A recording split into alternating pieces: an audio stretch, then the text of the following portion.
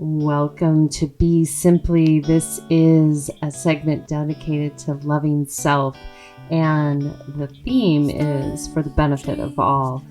Without further ado, let's dive in. They all have a meaning and they look just like you. Once again, I want to thank everyone for joining in today. This segment is about loving self, self-love. And we have not done one of these in a really long time. When I started podcasting back in the day when podcasting was a naughty word, these segments are really designed for self-help. They were initially kicked off in that manner and have fed my clients content over the past decade and a half, almost 2 decades now. It's so amazing. And what made me realize that it might be nice to bring some of these back is that now, flash forward, people are really understanding the importance of loving self. Not that they didn't back then, but it's a much more accessible topic to have with the general populace. And so from a personal aspect to also to a spiritual aspect, the reason self-love is so important is that when anyone is in a state of self-loathing, and they are actually harming themselves and others. And this can lead to behaviors of harming self and others overtly, meaning on the external world around you, and also to the physical body, the emotional body, the mental body, and the spiritual body. And so I'll break those down really quickly, what it looks like. So if someone is in a state of self-loathing, meaning they're not liking themselves, they're going to notice that they have thoughts where they talk negatively to themselves. They put themselves down. How that looks on the outside world is they might do that to others as a subconscious way to make themselves feel better or equal, like they're not alone in this endeavor of feeling horrible about themselves. Oh, that makes my heart sad when I even just say those words. And then the second part of that is the emotional, where that's the feeling of not liking self. So internally, it could be that HATE word. I strongly encourage you to remove it from your vocabulary to self and others. And when one is in that state, it really degrades your heart center. Also, it keeps you from feeling the divine love that's running through you, which we'll talk about a little bit later. How that looks on the outside world is that when one is not liking themselves on the inside, or worse, then they start taking those emotions out on other. And this is similar to how indigenous tribes will state, and I'm part of one, so I feel okay stating this, as above, so below. So when you think about this component of above and below, it's similar. As inside, as outside, we mirror each other, and it becomes a dance, and it's like a chicken and egg dance sometimes, the more this unravels. So also what this can look like is when someone doesn't like themselves on the inside, they grasp, they're really desperate in a sense to find a relationship, to avoid being alone. So they're always looking for these other beings around them, whether it's romantic and otherwise, to kind of fill this pain that they're feeling on the inside. And then on the physical body, when we talk about someone that's not happy with themselves, this can go both ways. It could be where someone loses a sense of taking care of themselves, meaning maybe their hygiene's not there. They don't really even have a sense of self, because a lot of times maybe they're even out of body, or they degrade themselves in how they physically show up in the world. They might even put like tattoos and stuff that degrades the system further. And then how that also could look is someone might overtly make their body perfect And so that's more that narcissistic pathology where it's a shield. So if the person looks good, they think they're hiding that aspect of themselves that's hurting inside. And the same thing, if they're degrading the system, that becomes a shield. Like people are afraid to approach the person because they've created a shield in a way that people can't relate to them, further reinforcing how they feel inside. Now, if anyone listening is feeling that way, I'm sending you a giant hug, and I want you to know you're not alone. It's normal for people to have moments where they might do these things. The slippery slope is the more that you do them, the faster you go downhill. And the more that someone has to shield, mask, whatever word you want to use to try to hide that that's how they're feeling. That's not a way to go, because it'll come out in different ways. And this is why in our society, people are noticing and discussing the narcissistic abuse cycle, which I would say our society as a whole is recovering from this syndrome and coming into a understanding of what that means and how each self contributed and how to get themselves out of this. No one's exempt because we're all participating in this together. So when we look at this, like if you just evaluate kind of where you're at, and there are more subtle ways of not loving self, where you might say, well, I don't do those overt things. So the subtle things would be that maybe you don't keep your mind in check, you overthink, and maybe you're not saying harassing things to yourself or others or judgmental things to yourself or others, but your mind's always going. Okay, I'll explain why this is not loving self. And then from there, I'm going to go through them all. The emotional body, maybe that is swinging like a wild dragon's ride, left, right, and center, and it's taking you and others on a ride. So maybe you don't feel that HATE word, but you are overindulgent in your emotions, and that isn't self-love. And then the physical body, again, it might be on a full spectrum, and maybe you're always going on crash diets or trying the next trend or pushing your body too hard physically or overindulging physically in all kinds of substances. You might be overindulging in consumption of goods, sex, drugs, alcohol, rock and roll, all those things that create this grasping. That's not self-love. And then from there, spiritually speaking, it means that you would be avoiding your practices. You might say, oh, well, I pray a little, or I meditate a little, or I go to church once a week, or I go to synagogue or temple, or I don't believe in any of that. So, but you still don't commune maybe with nature or take the time or space just for silence, meditation. Again, those types of actions are more subtle, but that's an action of being out of love for self.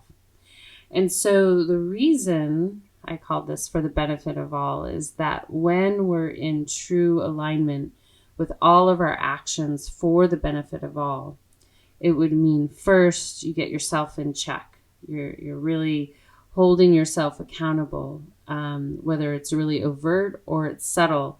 You bring yourself into check. So whether it's really overt, horrible thoughts about self and emotions about self, or it's subtle, meaning that you're not taking responsibility for the subtle thoughts, the subtle emotions. Both of those different extremes are actually degrading your system. And it's not beneficial to all, not beneficial to you and others. So when this happens, it'll slowly build and catch up on you. Even the negative stuff, the darker side of this, it'll catch up because it'll come out. Like it'll be like a burst that flows out.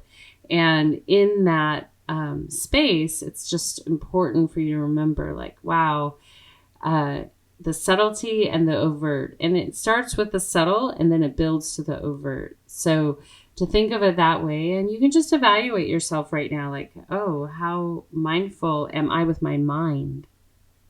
because this mind is what is creating everything. So really important to put the attention there. And then when we look at the physical body and the emotions, the heart center will feel more tumultuous. That's not a word. I can't say it properly, but will feel more volatile when you do not have a sense of responsibility with your emotional body. And then that acts out in the physical body and the verbal body.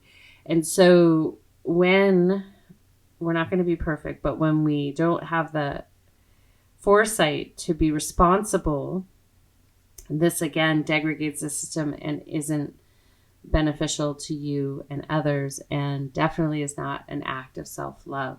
So right now there's, a lot of propensity to like draw lines in the sand, to,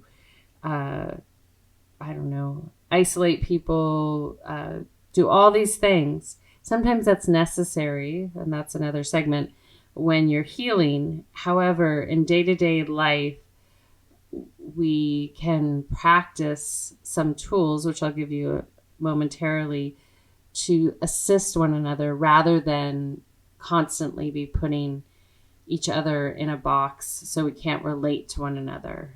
And people almost are very entitled. Again, this is not an act of self-love or love to others. And the component where it relates spiritually is that no matter where you are, whether you're like they used to say when we go to church, a Christmas and Easter church attendee or every Sunday, it really needs to be a daily practice. However you commune with the unexplainable. And if you're agnostic or atheist, if you have a thing for nature or something that you have deep reverence for that's sacred meaning that it's not something you objectify or is objectifying someone else, that it's truly, or harming someone or someone else. It's like sacred. Like if you go out and stare at the trees, for me, that's so sacred. So it could be like that. It's not, you don't have to do any big thing, but a daily relationship with your practice and or faith is super important in loving self. Because, and I tell this to my clients and students all the time, that if you truly love yourself, you're going to start there, because that's where your compass is set. And that innate wisdom inside, that intelligence, if you're watering it daily, then it will help you understand how to take care of your physical, mental, and emotional being. And it'll also tell you where you're at with your spiritual or faith practice. Because if you have that consistent one and you start to push the boundaries with your faith practice, and then you realize, ooh, I got out of line pretty quickly. And that's because you if anyone was walking around and thought they were, let's say, truly embodying their spiritual goal, and then they were in a setting and they weren't able to hold it, that would be understanding to them that they're not there yet. It's no judgment. It's just like, oh, yeah, definitely not there yet. I call it humble pie. So think of it this way, that if you don't have that practice, that's out of sight then. And so it's a much more slippery slope to start doing those things that cause you to do grasping, to not be in your moral compass, all those type of things. And that's why if you do that one thing, spiritual practice, it'll help you be in alignment with loving self. In addition, it will help you understand that statement I led in with, for the benefit of all. So this is confusing right now, because here we are, everyone's learning how to have emotions, everyone's learning to have boundaries, everyone's learning how to isolate from each other. It's becoming like, confusing, more confusing than it was before. Yet it's important that when people learn to have their voice, they learn how to stand on their own 2 feet, and they learn how to dance with one another. It's not going to go perfect every time. We're going to step on each other's toes, but I really encourage you guys to get back out on the dance floor and not like just shun people from your life just because they weren't behaving properly. Again, this goes into that more extreme inner self-loathing narcissistic pathology. So what I encourage each and every one of you to do is, one, just evaluate like where you are on truly being responsible. And so the responsible aspect of self-love is that if you truly want to know what it means to love self, the mind is empty. There are no thoughts. The mind is empty. I say this every which way. And there's no reason to think. There's no reason to affirm. Just keep it blank. Because once you affirm it one way, then you're affirming the opposite and you're creating duality in your mind. And it could be a slippery slope. Sometimes that's needed. Sometimes that's needed because it keeps you out of saying the harsh things for each other. But the ultimate goal would be no words. And then from there, even affirmations aren't necessarily necessary. But if they keep you out of going in the dark hole, go for it. Yet I would encourage you to visualize where you want to be versus using words to affirm something that maybe you've never experienced or you're not understanding what that means. Because again, our voice, we need to be very careful with our speech and our mind. But if you just visualize where you want to be versus harming yourself with your thoughts or others with your thoughts, this will help on that. And that's where the ripple effect occurs, where the pebble in the pond, where that mind is still, those ripples are less and less and less. And it makes life easier for yourself and others. So that's an act for the benefit of all. And bit by bit, you would work towards there so the mind could retain its emptiness. Space is the element that governs this area. And the next part would be to understand what you're doing with the mouth and the ears. What are you doing to create your reality? So if you're talking negatively or harshly about yourself or others out loud, you're sending this out, not only telepathically, but you're orating it into the world. And some faiths will talk about abracadabra. Our voice weaves our reality. And you keep reinforcing it, just like maybe some of you experience growing up. Maybe your parents reiterated a certain concept and then it could have had a negative or positive impact on you. So we want to be mindful with the speech. And also we want to, if we don't want to necessarily fake it, that's why the affirmations aren't always helpful, but it's more like, okay, if you don't have anything kind to say about yourself or others, it's best just to be silent. And then to be really aware when you do speak as to what you want to share with others. As the mind silences, the mouth will silence too. And as you listen more, that will impact you too. So the next component is the emotional body. And this is a supercharged area. This is where people send out their suffering from their mind and their heart. Their words follow sometimes, but it can be felt. It's a charge, an electromagnetic charge that is a stinger to people around. So if you're not feeling well, and then as I expressed earlier, and send it out to someone else to try to get them vibrating with you or to bring them down so you feel better, it's going to be felt. And that isn't beneficial. Now, the beneficial practice is to get the heart clear like the mind. Get that electromagnetic field just neutral. And it's okay to have emotions, but we don't need it to be the dragon ride. So that neutrality is a beautiful act of self-love for yourself and others. It gives you a rest. Because if we're happy, sad, angry, stressed, anxiety, all these things, we're exhausted by the end of the day, right?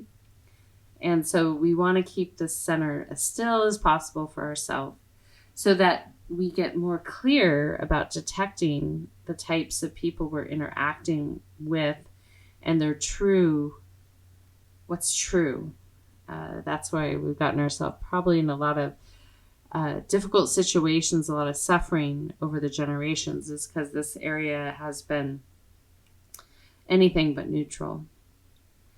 So mind, speech, heart, and then the physical body. When you're in a place of self-love, you're not going to take any actions with your physical body to harm yourself or others. And so if this has occurred where you've gone there, it's really important to take some time to continue to walk around those situations in your mind's eye, not to judge or punish yourself, but just to bring them back into neutrality. To understand that there was some part of your suffering that generated that overt action with your physical body, hands, maybe speech simultaneously, mind simultaneously, but that is rooted in this aspect where you're not okay with self. You don't love self. And that's definitely not to benefit all. So again, just like the stillness in the mind, the mouth, the heart, the ears, active listening would be with the physical body, that you would hold still, physically still. Anytime we start moving, we're sending charges all around. We're communicating what we're doing, and we're leaving an imprint in space. So if you hold still, then you can assess, and you can get comfortable with yourself, and you get comfortable with your heart center, get comfortable with learning how to listen and see what you truly want to communicate. And you'll enjoy the peace and quiet that will run through your mind. So the final part, as I let in with these remedies, is really to cultivate the space for your spiritual practice and or faith practice. And if you need some assistance figuring that out, please reach out to me. I work with all faiths.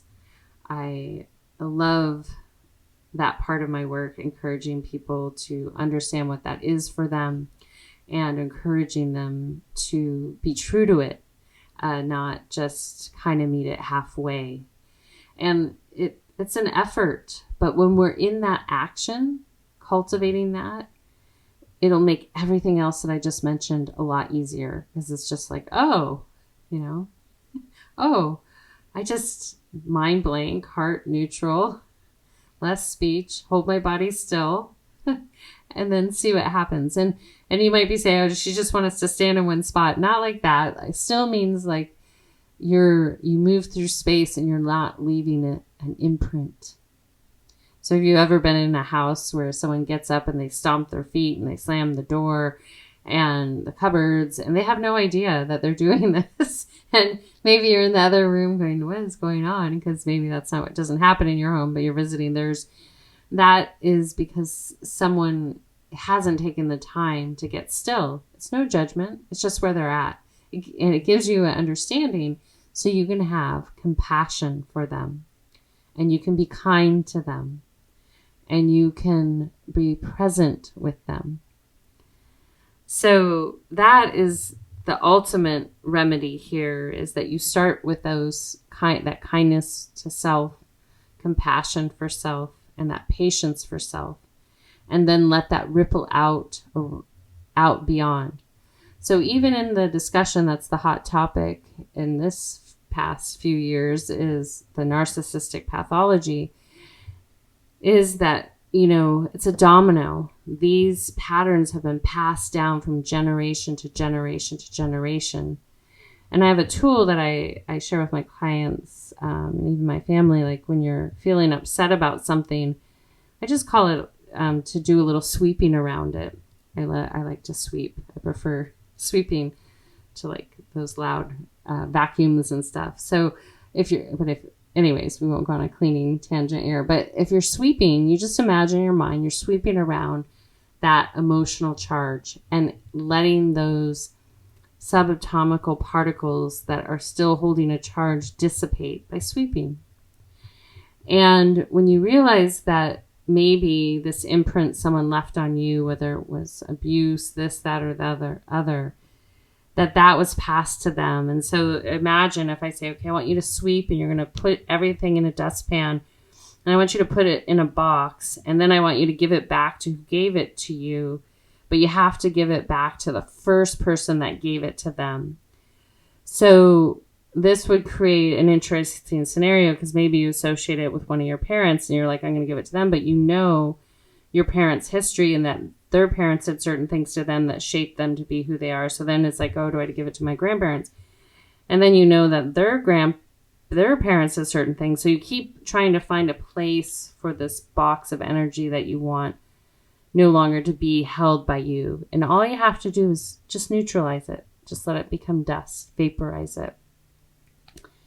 And as you do this, you will feel this beautiful, beautiful resolve that you don't have to get back at anyone. You don't have to be mean to anyone.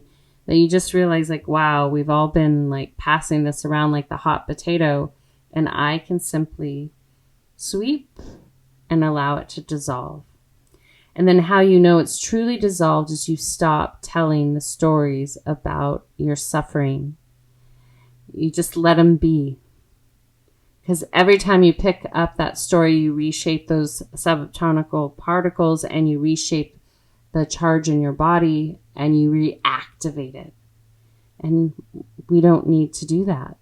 And that, again, isn't an act of self-love for yourself, or it's not an act of love for others.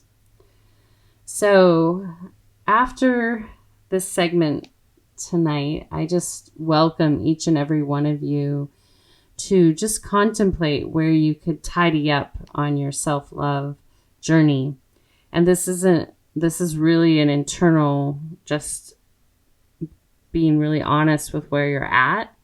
And it doesn't mean you have to get stuck in analysis paralysis every single day. Just notice the subtleties and work in the moment as it naturally, organically arises to dissipate the energy that is causing the obstructions in the mind, the body, the heart, the soul. And then take the space to tend to each one of these bodies with the things that you know work for you. So with all that being said, I'm going to close out. I appreciate each and everyone being here. I'm going to leave a little segment of a piano piece that I call Cosmos that I did, just for you to sit and just marinate with what I just shared. Let it roll like water down your back and into the earth. And then we'll completely exit out with Kadri Scott and All I Need. Until next time, this is Suzanne, aka She,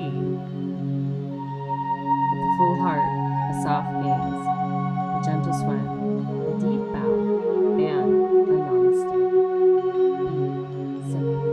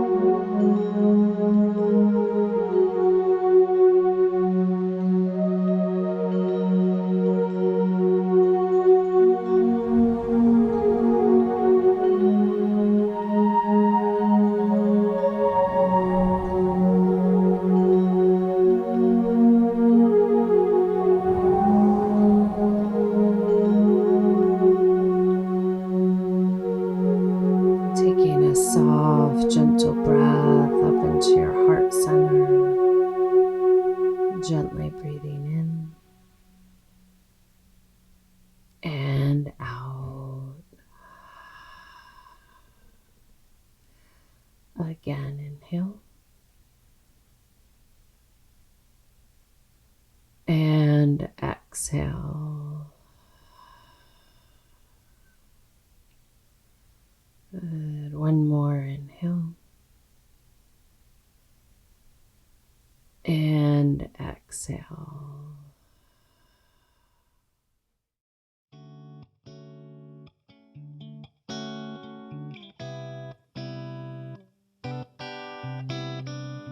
Stars, trees, clouds, and the moon.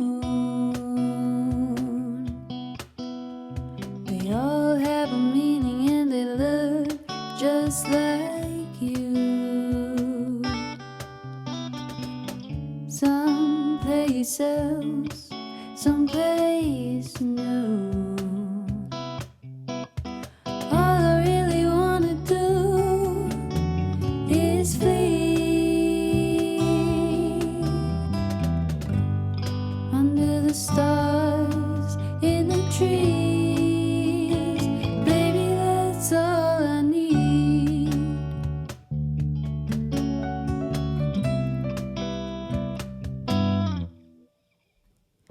Dance where you walk and you feel ecstasy. As long as you are right there next to me.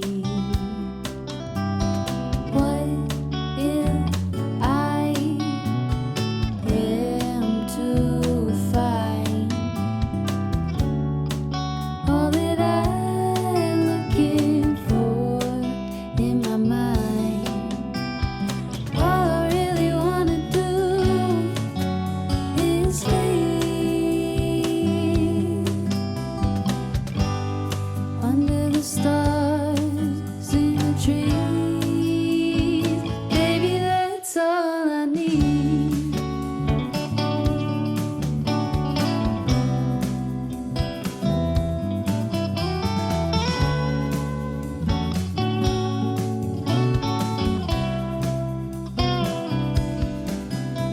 See, the trees don't need the handheld, they grow beside you.